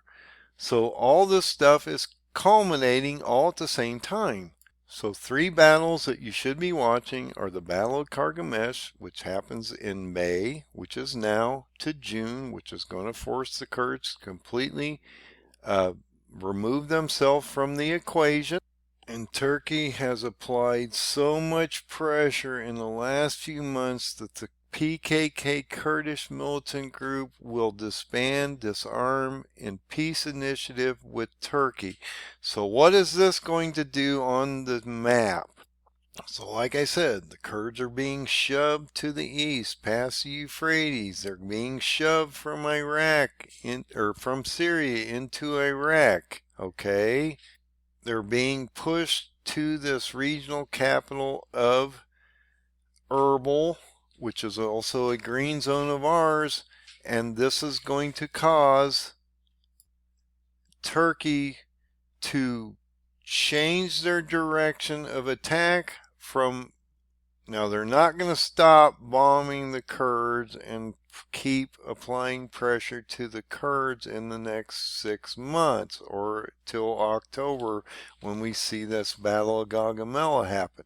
What this is going to do is we're going to see this misdirection now from Turkey, from the Kurds, from the Battle of Kargamela or Kargamesh, to join this column that's coming down from Syria into Lebanon. You're going to see literally two fronts converge on Lebanon from Turkey. So what you're going to see is you're going to see this Turkish front move into an invasionary force into Lebanon. Okay, so the Kurds are getting shoved over here. Turkey doesn't have to think about them because they're disarming. Turkey's going to move from this area, from Kargamesh, down into Lebanon. And the secondary front that's going to occur is Turkey's going to move their main front also down into Lebanon for what? A siege on Tyre before July.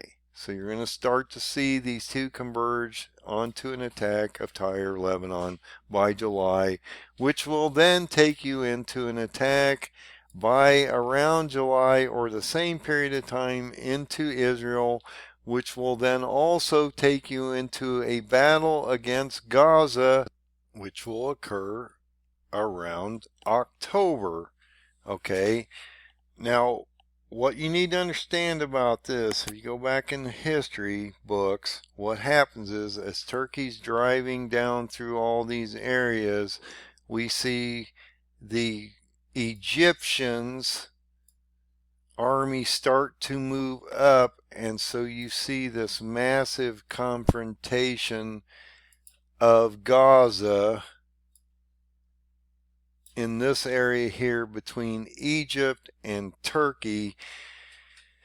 This will not turn out well for Egypt, and they get totally destroyed, and Turkey then comes down as Alexander the Great did, and they occupy Egypt. And once they get down into Egypt, because the battle happened up here in Gaza, Alexander comes down and just takes over Egypt overnight. There was no battle going into Egypt, and actually they create the city of Alexandria at that moment in time. Another thing I wanted to point out about this, and we go back into Ezekiel 38 and 39, is that when Erdogan and Turkey come down into Egypt after the Battle of Gaza and Egypt is destroyed, we also have to think about Put and Cush, because these nations are also going to be applying pressure to Egypt because they're part of the 10-nation conglomeration. And once Egypt falls, that will then bring in Put and Cush into the 10 nations prior to them going against the Kurds in the Battle of Gaugamela, which also happens around October 1st. Okay, so look, there's a year gap between the Battle of Gaza and the Battle of Gaugamela, but due to modern warfare and the expansion of Turkey against the Kurds, as well as him getting ready to expand down to Gaza, I've compressed these two times basically to approximately about the same month. Now, I did this on purpose because we've already had the Battle of Kargamesh in May, which we just had, and we saw that the Kurds were disbanding and stopping their potential attacks in this area, which Turkey's not going to work with them on, and he's going to keep genociding them. But what's going to happen is, once Erdogan finally gets out into Egypt, then he leaves a sixth of his armies, as indicated in the Bible, and he's being brought back with a hook in the jaw to, I'm going to draw this out for you. He's going to go back to Tyre, regroup, and then what he's going to do is he's going to push from Tyre all the way over to Gaugamela, which happens in October. Okay, so think about this. Turkey's already bombing this northern front. They pushed the Kurds and are pushing the Kurds as we move forward into October towards this Battle of Gaugamela at Erbil, Iraq, which is also a green zone of ours. And from that destruction of Battle of Gaugamela, we will see the Kurds collapse down to Baghdad, and then they will be forced to go to Iran, to Shush, where they will align with Iran in the Battle of the Persian Gate, and you will see the destruction of not only the Kurds, but also Iran. Okay, because once the Kurds, you have to look at Daniel 8 here. Look, Ezekiel 38 and 39 is in play right now, but so is also Daniel 8. Daniel 8 is going to culminate into Persia being absorbed into Ezekiel 38 and 39. And once Iran falls, then what are we going to have? We're going to have Turkey with all 10 nations now absorbed into this conglomeration of 10 nations head back over to Israel for a secondary siege on Israel approximately around February, because if you go to the Battle of the Persian Gate, that Battle of the Persian Gate, when Iran falls as a nation, once Alexander gets over there and the Kurds align with Iran, that battle occurs around January 20th of this coming year, in this time frame in the future of 2026. Okay, so that's what I mean. This Middle East is getting ready to melt down tremendously as we move forward here. So the Battle of the Persian Gate happens on January 20th of this coming year. So this Battle of the Persian Gate will happen around the end or middle of January, and then we would see Turkey with all 10 nations come back to Israel around the middle of January to the middle of February, based on the paradigm and history stamps. Let's put it that way. Another thing I wanted to bring to your attention about this October potential attack of Gaugamela in September, October of 2027, is that we have a star alignment at this time. So I don't mean to backtrack on you, but I just thought about this. So the Battle of Gaugamela happens on October 1st of 331 BC. So if you extrapolate that to October 1st of this year, 2025, we're going to see an extremely interesting alignment around the Feast of Trumpets through Tabernacles. And this, I believe, shows us a clear indication in the skies, in the stars, that we're going to see the fall of the Kurds and how they're going to be pushed into Iran by January of 2026. So I want you to understand that this came off of a guy's site on YouTube. I saw this and it fit perfectly with what I have been talking about for some time, and how this Battle of Gaugamela would break out in October of 2025. So look at what he's looking at here, and I know it's a little clouded with this red bar here, but it's the best I can do because I can't remove it due to the sound and everything. So this massive alignment of all these asteroids and constellation is at the end of the fall feast of 2025. Let's go look at the calendar real quick and when this occurs. So if you go into September of 2025, you'll see that Rosh Hashanah starts on September 23rd. You have Yom Kippur on the 2nd of October, which is interesting because the Battle of Gaugamela actually is on October 1st, which is right before the Day of Atonement, which is Yom Kippur. So the Battle of Gaugamela is on October 1st as you're working into the star alignment. And so the Feast of Tabernacles, which would end right after Yom Kippur, would actually end up on Shemini right before Shemini Atzeret on October 14th.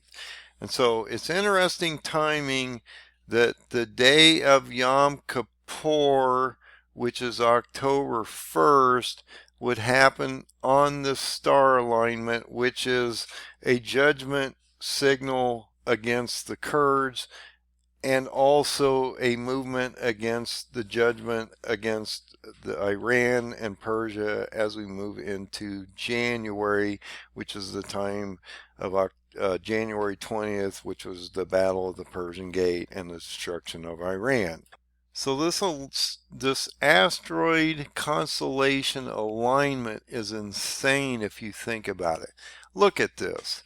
You have Daniel, because you're in Daniel 8, Daniel 9, moving into Daniel, Daniel 11 and Daniel 9 are actually talking about Darius the Mede in the first year. That talks about the Kurdish leader that got elected in October 20th of 2024. This is his first year. We're talking about Daniel 8, Daniel 9, Daniel 11. You're talking about Daniel's 70th week. You're talking about the Archangel Michael, because when you go into Daniel 10, what's happening? Daniel's having a vision about the destruction of Persia and how Michael has been attacking Iran and how he's come to give him a vision, but he's going to go back and attack Iran. Okay, you have a constellation of Irani, or a asteroid Irani. You have an asteroid Darius Cyrus, which should take you right to Iran, and a king, which is getting ready to fall in 3 constellations of Leo, the Virgin, and Libra, all at the end of the fall feast of 2025. And if you look at that date of the Battle of Gaugamela, that happens right around this period of time of October 1st of 2026, or 2025, 2025 of this year. So I think this alignment going into this Battle of Gaugamela is going to really matter as we move forward. But think about this. The Kurds, the PKK, just basically said that they were going to disarm. So Erdogan's going to put his attacks, well, he's going to continue bombing them and genociding them in his own way, but he will come back and deal with the Kurds around October once he leaves Egypt and he has consumed that whole area down there. So I think these are extremely important connections that we should be following, and I'm not dogmatic in my ways. I think these are things that we should be watching, and they follow biblical scripture. So it's extremely important that around October we could see this destruction of the Kurds as we see this massive astrological alignment.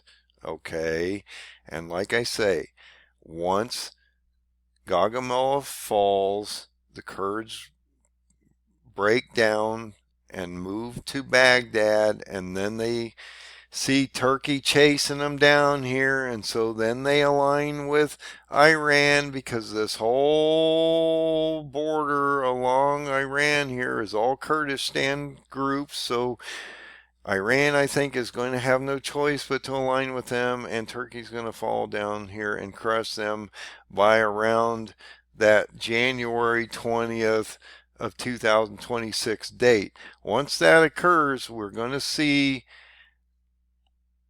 Turkey with all 10 nations now included in their Ezekiel 38-39 conglomeration of 10 nations move back to Israel by around January, February of 2026 as we move into that last blood moon solar eclipse.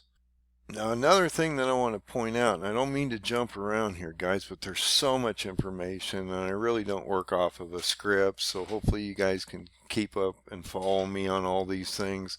You have a couple different things going on here. So you had that original blood moon, March 14th, where all this started to take effect. And we started to see this really change on that blood moon of March 14th as we go into March 21st or 29th. We see that solar eclipse, and right after that, Ramadan ends. Erdogan starts threatening invasion of Israel, and hopefully Allah follows them into victory.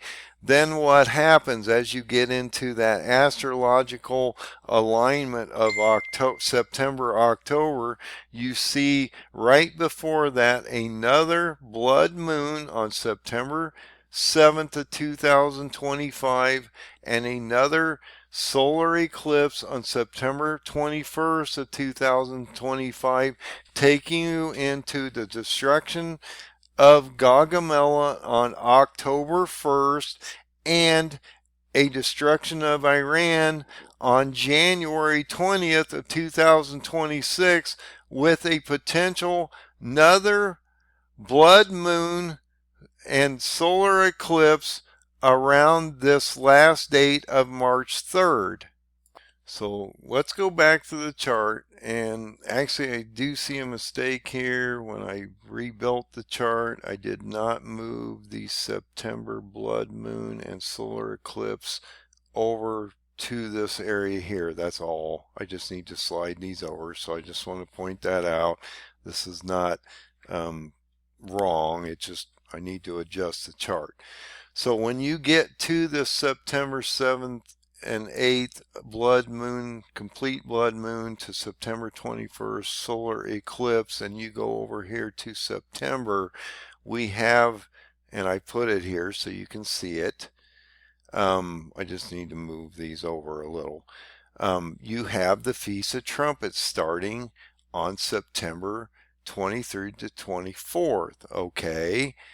And if you go into that October date, you see that siege, an invasion of not only Gaza,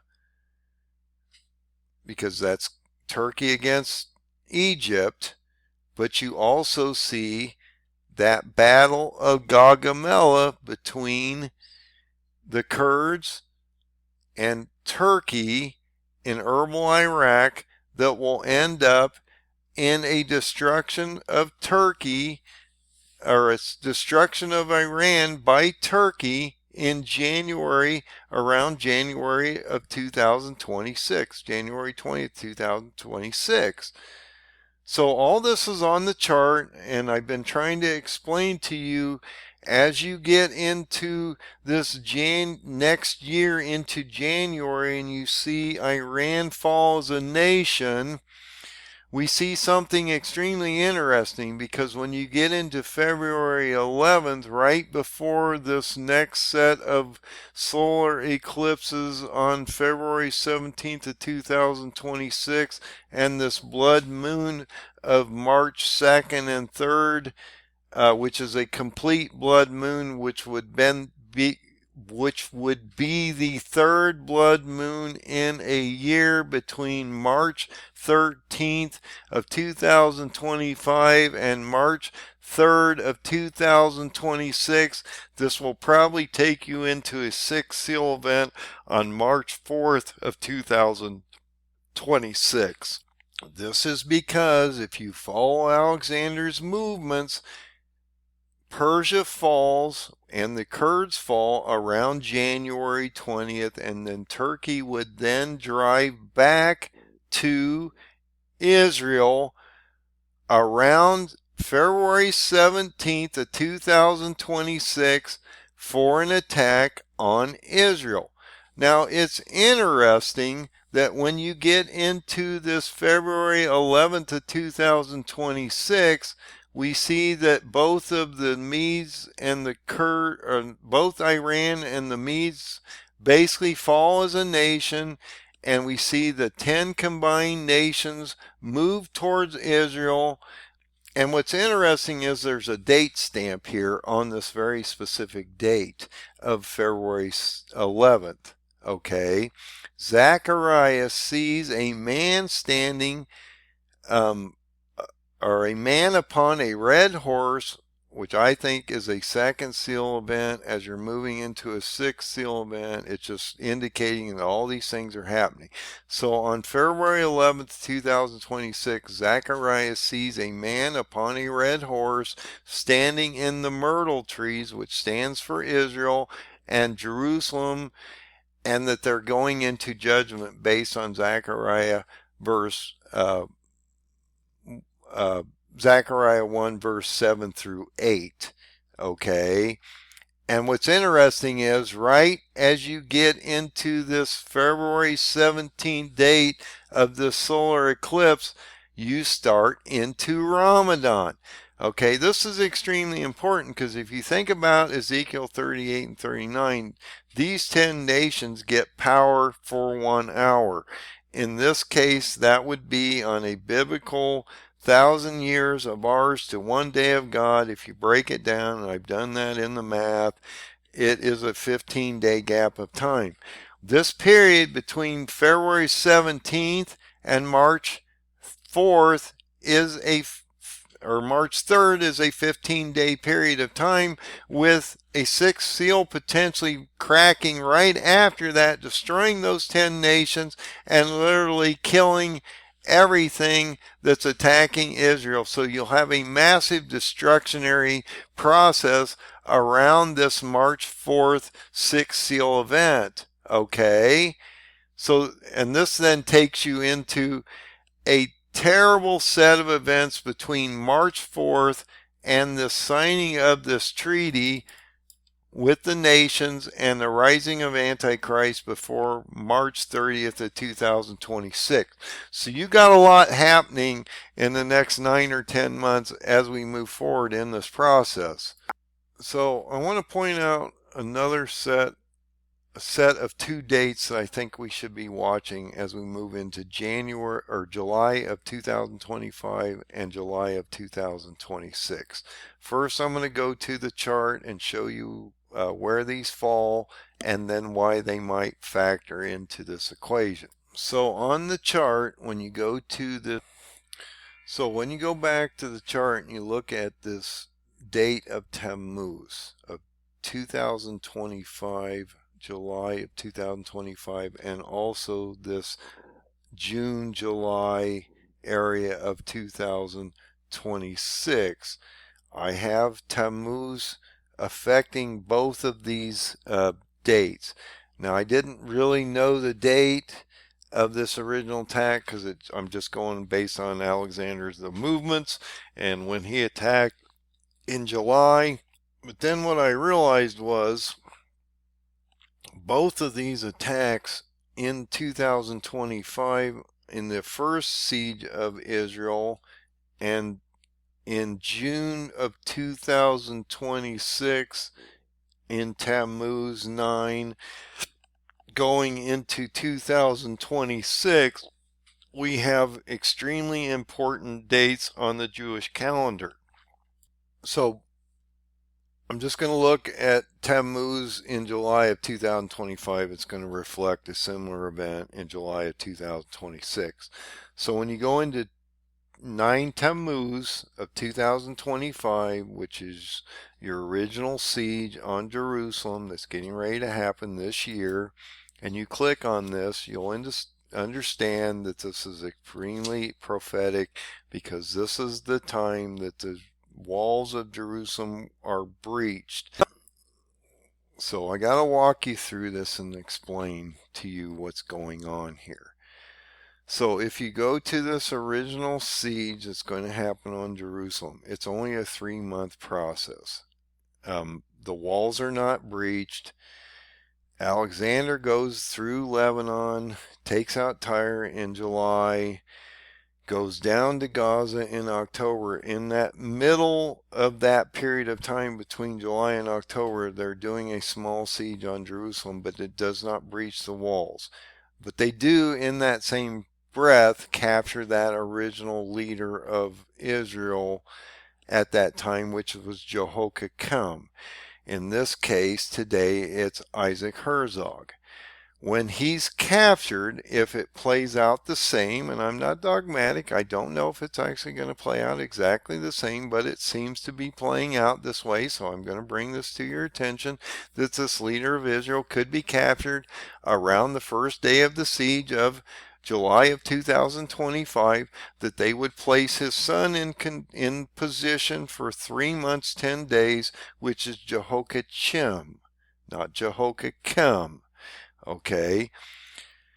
Once Erdogan comes back from Egypt to go to Tyre, he then captures Isaac Herzog's son, in this case Jehoiakim, and puts in Zedekiah, which in this case today would be Reuben Rivlin, and Reuben Rivlin would be in place of power from approximately July of 2025 to June of 2026.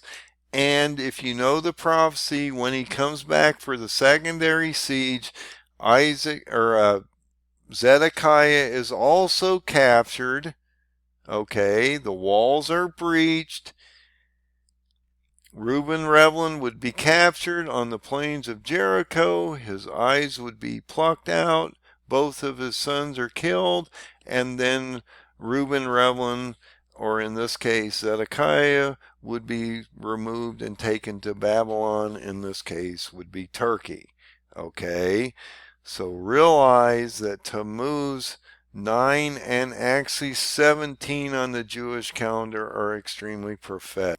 Like I say, when you go to this calendar of Tammuz 9 of 2025, I do not believe the walls will be breached, but you can see that this could affect Israel in a first siege, with a breach of those walls in June of 2026 in the secondary siege. Okay. So another date of July 2025 that I would be concerned about would be July 13th of 2025. Now it's interesting, I want to digress here for just a second. Right before this Tammuz 9 of 2025, you have the 4th of July going into that weekend. So this could be really bad for us too. I'm just saying it affects everybody, the whole globe. Once you get down into Tammuz 17, you go into the fast of Tammuz, which is an ordained fast date in God's calendars. And this is interesting because on the fast of Tammuz of 17, we saw, and that would be July 13th, we saw the breaking of the tablets by Moses, and Jerusalem's walls breached in 69 70 AD. Okay, So this is extremely important that all these dates seem to be lining up with the calendars and how this would play out as a history lesson as you move forward into the future.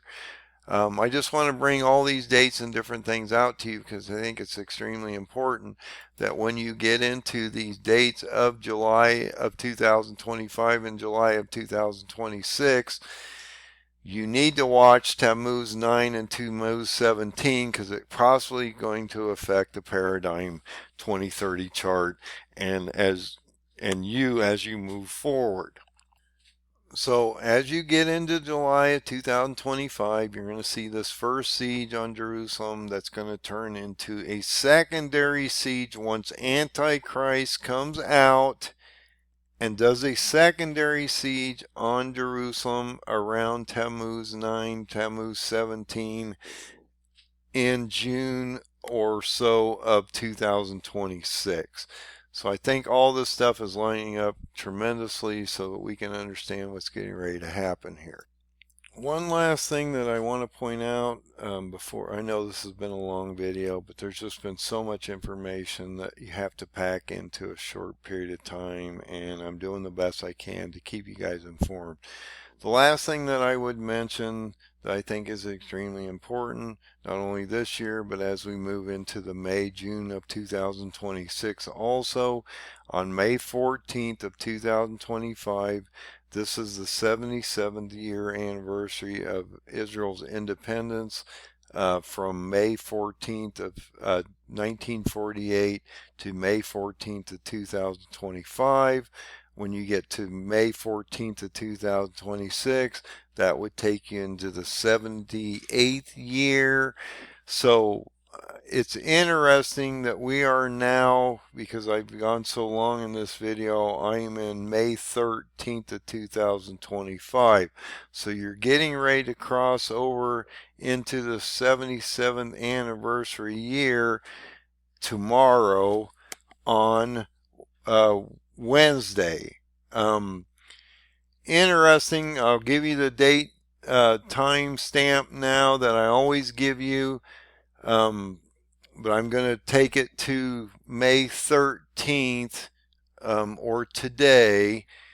So from today to the Feast of Trumpets of September 9 or September 10th of 2029, we have 1,582 days to potential rapture or the removal of the church on the first day of the Feast of Trumpets, which takes you into the prophetic year of 2030.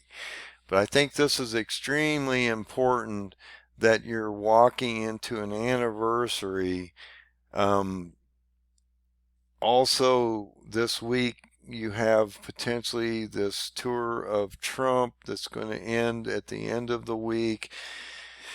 Turkey's probably going to wait till after that to start to do his invasionary process, and we're going to watch to see whether Netanyahu starts a major advance as we go into this next week. But I just wanted you to realize that you are walking into May 14th of 2025 in the next 24 hours as the 77th anniversary of Israel's independence, or the 77th year that they became a nation on May 14th of 1948. So I hope I brought a lot of these connections to your attention. Hopefully you could follow what I was saying, how this applies to the Paradigm 2030 chart. I've been telling you for the last couple of years that this chart literally has been playing out in real time. But when you get date sensitive with people, they basically just shut you off and they don't want to listen anymore. God told you that he would reveal all his secrets at the end to his people. The other people won't get it because they won't believe in it anyway. They won't believe that you can come up with all these dates. They won't believe anything because I guess God's not omnipotent and can do anything and build a paradigm into the book to give us the story to the end and allow us to know what's getting ready to happen. I guess that's just asking too much of him or something. I've never quite understood that philosophy, that because of a couple verses that say that we don't know the exact time or date that Jesus is going to come back, that we can't know anything, and that we just have to be ignorant out here and hope for the best and wait for the rapture to come. And I just saw the last absurdity that Jesus was going to come on second Passover on May 12th. We just passed that threshold, and I'm pretty sure you're all still here because you don't understand Leviticus 23 and 25 and how this works. And when you say things like that, you make everybody look ignorant, because we know that it can't happen in spring, number one, because you have to have ripened figs and all kinds of different things like that. So when these guys are telling you this stuff, that rapture is going to happen on, second Passover, any day possible.